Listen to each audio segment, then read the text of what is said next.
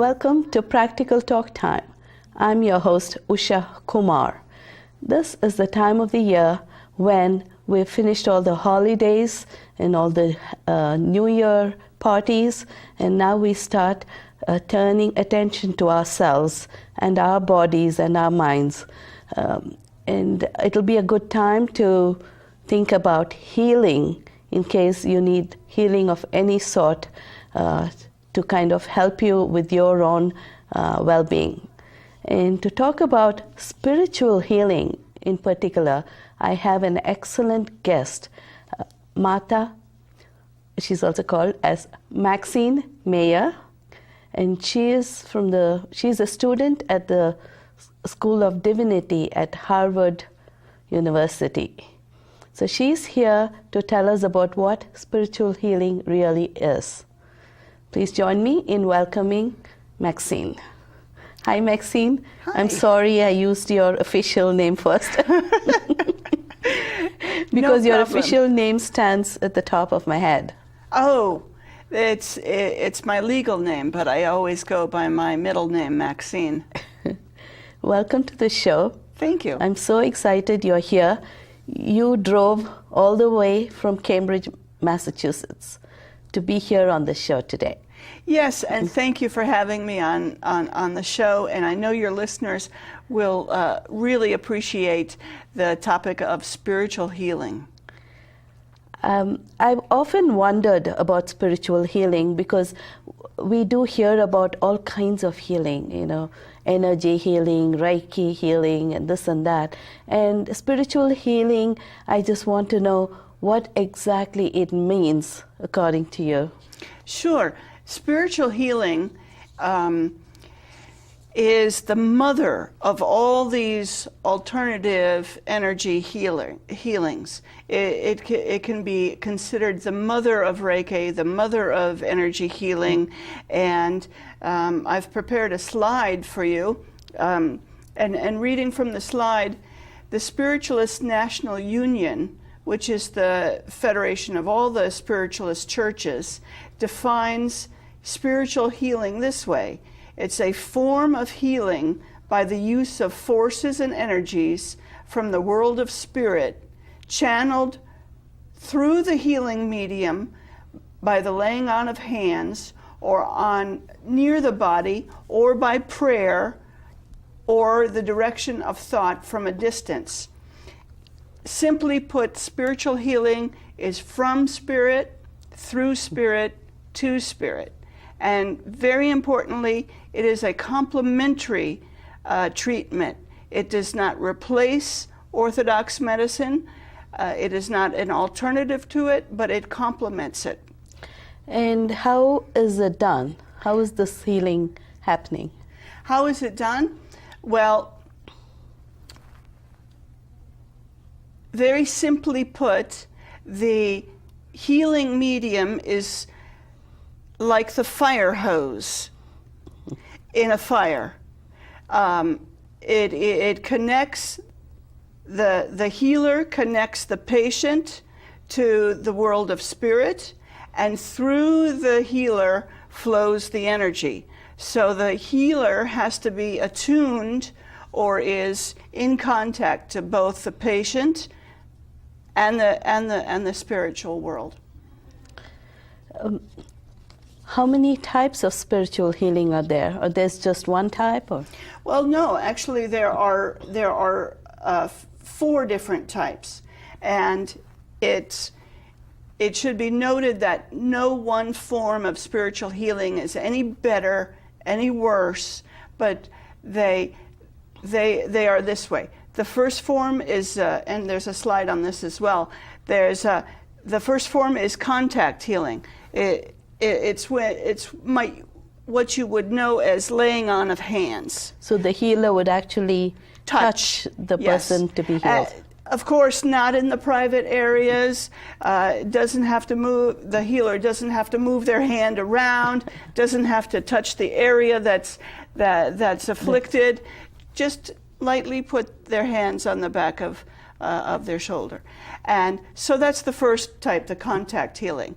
The second type of healing is If the patient has a contagious disease or a sunburn and doesn't want to be touched, then the healer can just sit next to them like I'm sitting next to you and sending healing to them. That's called distant healing. Absent healing is the patient could be on the other side of the world.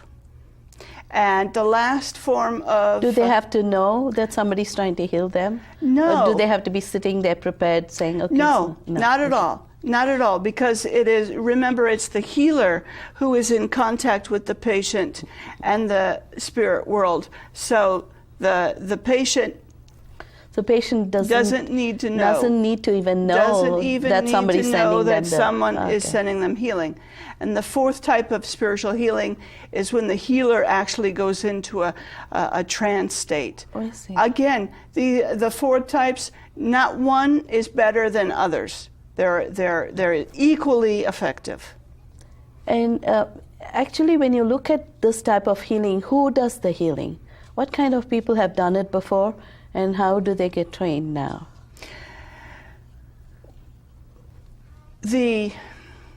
I think you had some photos of some healers. Oh yes, before. yes. Well, these are some famous. Photos of healers in the past. Harry Edwards is probably the most famous healer of the 20th century. He healed for over 40, 50 years in the United Kingdom. He set up the Harry Edwards Healing Sanctuary that is still going on today. Mm-hmm. In the 1940s, he would get bags of letters which were requests for healings, and he dedicated his life to this without ever accepting payment. Harry Edwards was actually a printer, and his father was a printer. He published over 12 books on spiritual healing. Your listeners can look Harry Edwards up and all of the books that he wrote. And so his healing, he never accepted a dime.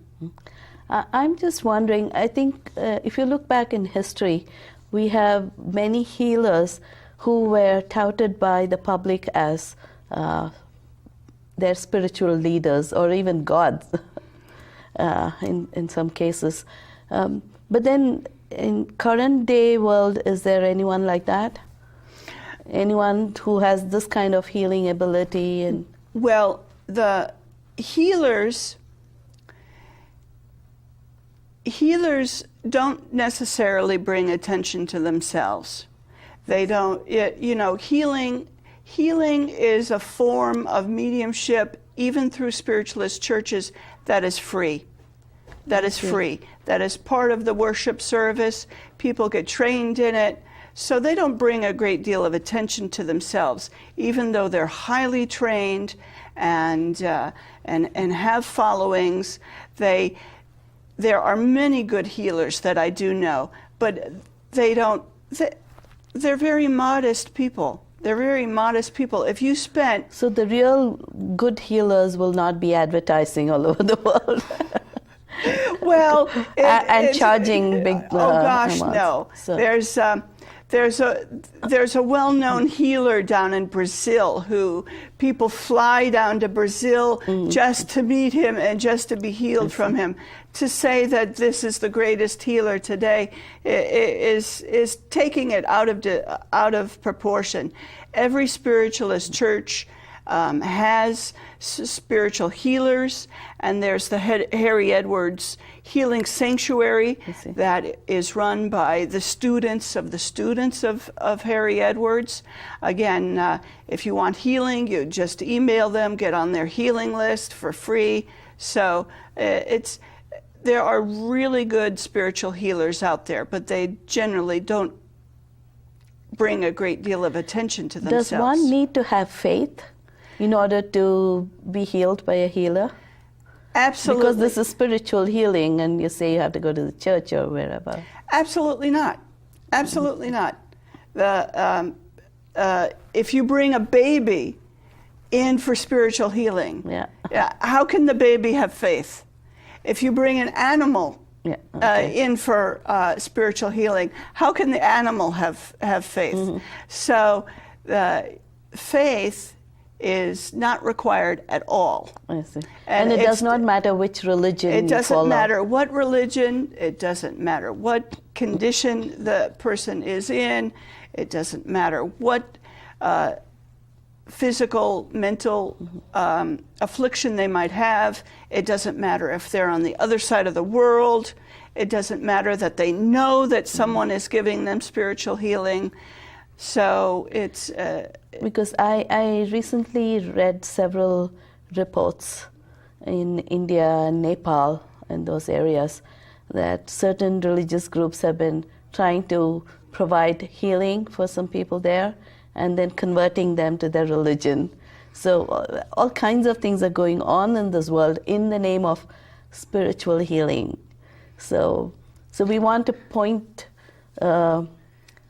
towards all these dangers and tell our audience, stay away from those Yes, groups. I have another slide about what spiritual healing is not. Okay. Okay?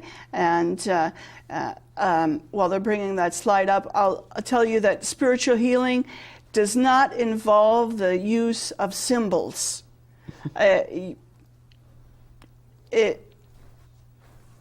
That's just not in spiritual healing. It does not involve crystals. It does not involve colors or lights. You know, there's a very famous debate about the movement of hands over the body and pull out bad energy. That is just poppycock. That is just poppycock. That is not spiritual healing. Okay, so if anybody's trying to pull out the disease, Don't believe them. Well, I'm not going to tell you what to believe and not to believe, but that is not spiritual healing. Okay. And magnetic healing, you might say, oh, magnetic healing, which could involve magnets, or it could. If I were, you know, I'm right now I have a lot of energy. And if you're feeling low energy, I could just give you some of my energy. That's not spiritual healing at all. That's called magnetic healing, and that will wear off eventually. So also if I touch you or massage you, or physically manipulate you, that's not spiritual healing. So you'll also see in people calling themselves spiritual healers that will touch your hands and then touch your elbows, then touch your shoulders, all the way up around your body. That's not necessary. That's not necessary. Just touch one place or not touch at all. But you don't have to move your hands around the body. And there's even a modality of healing that involves blowing. And I'm telling you, that's not spiritual healing. That's not necessary at all. So the spiritual healing is, like I said, the spiritual healer. Go back to that fire hose analogy. Is just the channel from which the energy from the spirit world, from God, from the source, however you want to say it, flows through the healer to the spirit of the patient, and is directed where it needs to go, as it needs to go. I have a question in terms of healing itself. Is this healing supposed to heal the physical body for some affliction, or it also helps the mental afflictions? Harry Edwards wrote a number of books of all the diseases that he was able to treat in the 1940s and 1950s. And so he pretty much outlines every physical disease as well as mental affliction. I see. So it's possible to heal both? Yes. I want to know why some people get healed totally. I've heard claims of people who said that they could not walk, and suddenly they got healed and they were able to get up and walk, just solely by a spiritual healer. Is that possible? And then why not? Then we won't need medical doctors, and we won't need other medical professions. And there are so many people that do not get healed when they go to a healer. Why is that? Oh, those are two very good questions.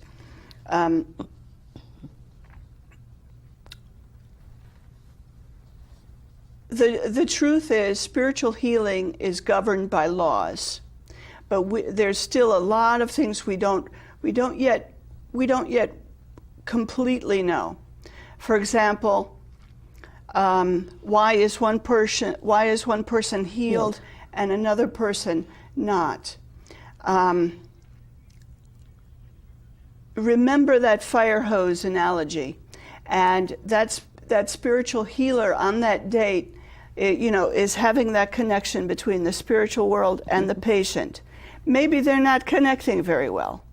Maybe they're having a hard time holding that connection. Maybe that fire hose is going off. So it takes a great deal of practice and perfection to be a spiritual healer and to maintain that kind of connection. And also, we don't completely know why one person is healed and one person is not. But think of it this way, in that if you were to receive spiritual healing, consider it to be like money being accrued in your bank account, okay? And maybe you have disease X, disease leukemia, or whatever you might have. And the spiritual healing would work and work and work and add healing. Maybe you've reached the point of healing, or maybe you need more healing. So it's possible that every disease is cured right away, instantaneous. There have been many of those cases, but there have been many cases where spiritual healing has had to go on for days and weeks, and so maybe that bank account, maybe that amount of healing in your bank has to accrue before the healing goes on, and all the while that spiritual healer has to have a good link and be that conduit for that healing to occur. So it can get to be a complex system, but instantaneous healing and healing taking over time can certainly occur.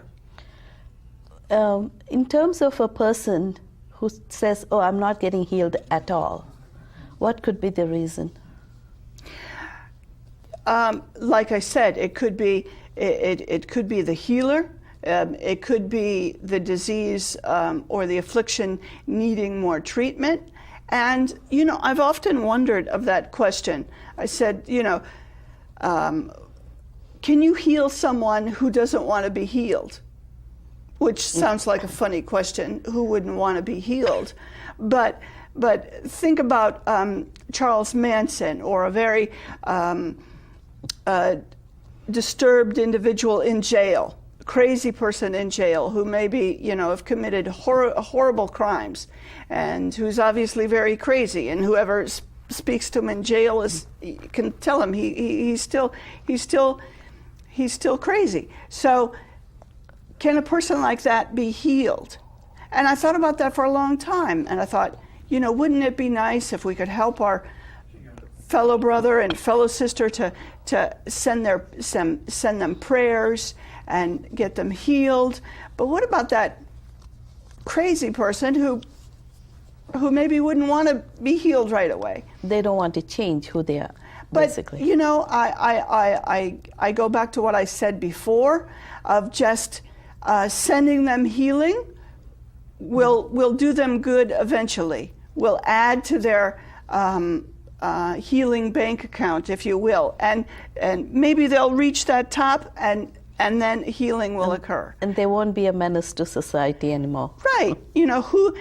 you would still want to pray for someone, and they may not get instantaneous healing, but that doesn't mean we shouldn't continue to pray for them and send them healing.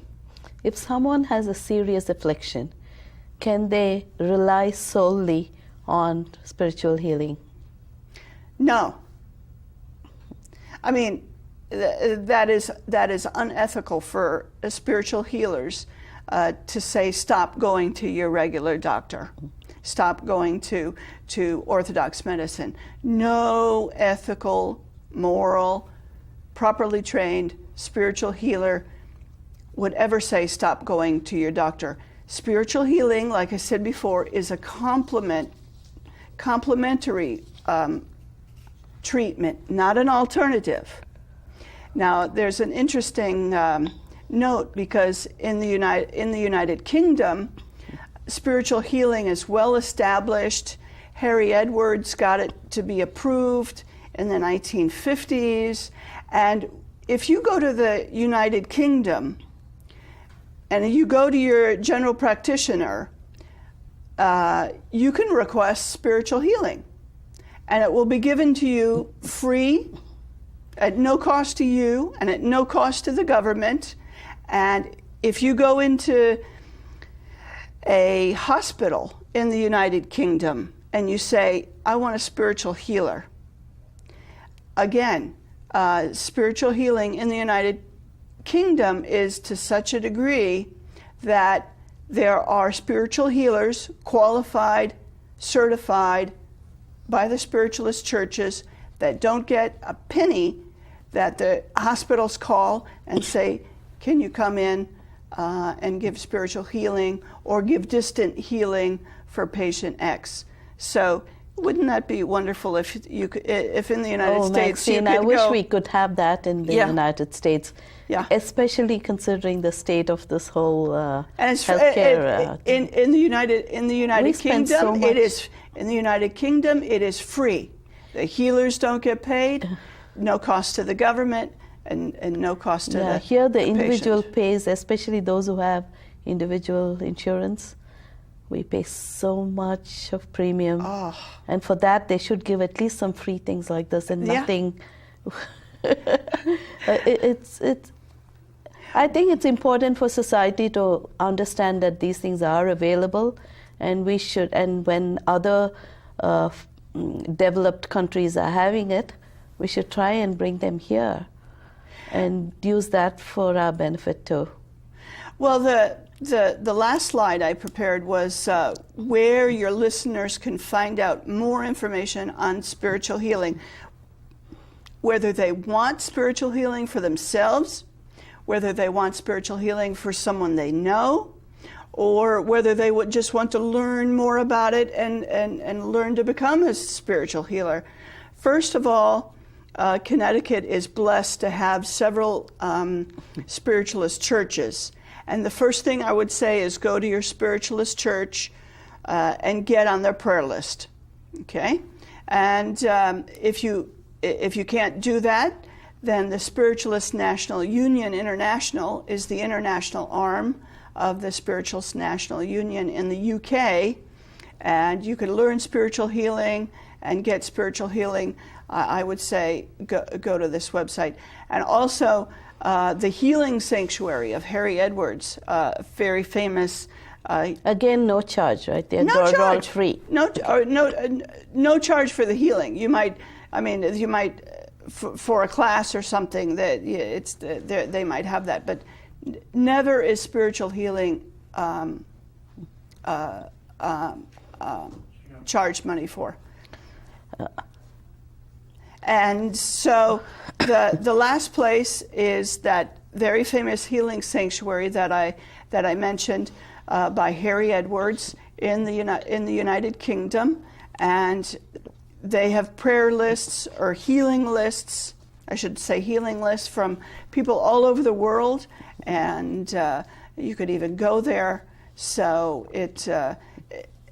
if you wanted to find out more about spiritual healing, these are the places that I'd recommend. Maxine, I have another quick, curious question. Sure. It's about you. You are in the divinity school Yes. of divinity. Yes. What exactly is that? Do you get trained to be some kind of priest or something? Priestess? Oh, well, it's Harvard Divinity School is one of the 23 schools of Harvard, along with the business school and the law school and the college.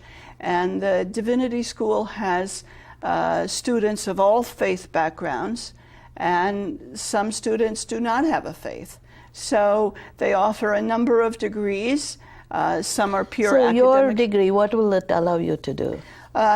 My degree is a 3-year Master of Divinity degree, and it's very ministerially based. Okay. So I learn ministry, I learn how to apply ministry, I learn a foreign language, I learn a lot of academic things, and so it's a. Have you learned to heal? I mean, do you do that? There is one other classmate that I know of who does spiritual healing in the manner that I am talking about. And she's fabulous because I've seen her. And there are 3 other Christians who do, within their Christian tradition of laying on of hands. And they call it laying on of hands. But I know what they're doing. They're doing spiritual healing, and they're fabulous as well. But then, Maxine, do they learn there in the churches? Where are they learning it from? No, they learn it. They don't learn it from Harvard. They learn it from their own faith tradition. So do they learn it from their churches? Yes. Yes. So is it like a secret knowledge that they're only teaching in their churches? No, not at all. The Christian churches do have a tradition of laying on of hands and